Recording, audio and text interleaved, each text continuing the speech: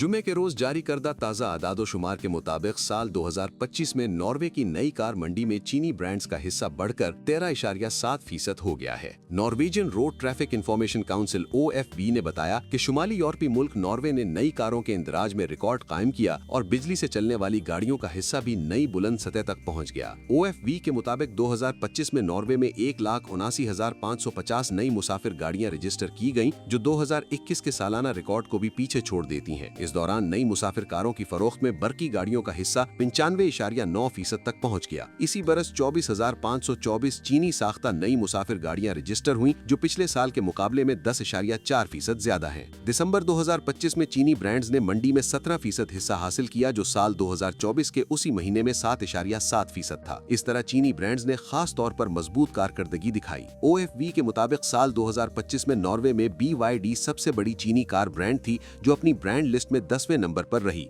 जिसकी मकबूलियत में BYD सेलियन 7 model ने जबरदस्त किरदार अदा किया। दिसंबर में BYD सबसे ज्यादा रजिस्टर होने वाली ब्रांड्स में 7वें नंबर पर पहुंच गई, जबकि सेलियन 7 मॉडल इस महीने मॉडल चार्ट में 6ठे नंबर पर रहा। OFB के डायरेक्टर गेर इंजे ऑस्टुके ने कहा कि चीनी कार साज कंपनियां मरकजी शोबों में मुकाबला करने वाले इलेक्ट्रिक मॉडलों के साथ मुख्तसर अरसे में नॉर्वे की मंडी का अहम हिस्सा बन गई हैं। उन्होंने निशानदेही की कि यूरोपीय, अमरीकी और जापानी ब्रांड्स अब भी सालाना मजमूई फरोख्त में सरे फहरिस्त हैं। दूसरी जानिब चीनी कारों की फरोख्त कई ब्रांड्स और मॉडल्स में तकसीम है, जिसने इलेक्ट्रिक कार मार्केट में ज्यादा मुकाबला और वसी तनव्वो पैदा किया। साल 2025 में ब्रांड्स के दरमियान मुकाबला शिद्दत इख्तियार कर गया। टेस्ला ने नॉर्वे में नंबर 1 ब्रांड के तौर पर अपनी पोजीशन मुस्तहकम की और साल भर में अपनी 34,285 नई मुसाफिर गाड़ियां रजिस्टर करवाईं, जो मार्केट के 19.1% हिस्से के बराबर हैं। इसी दौरान पूरे साल टेस्ला से पीछे रहने के बाद वोल्क्सवैगन ने आखिरी मराहिल में अपनी पोजीशन बेहतर कर ली। दिसंबर में वोल्क्सवैगन ने 5,237 गाड़ियों की रजिस्ट्रेशन के साथ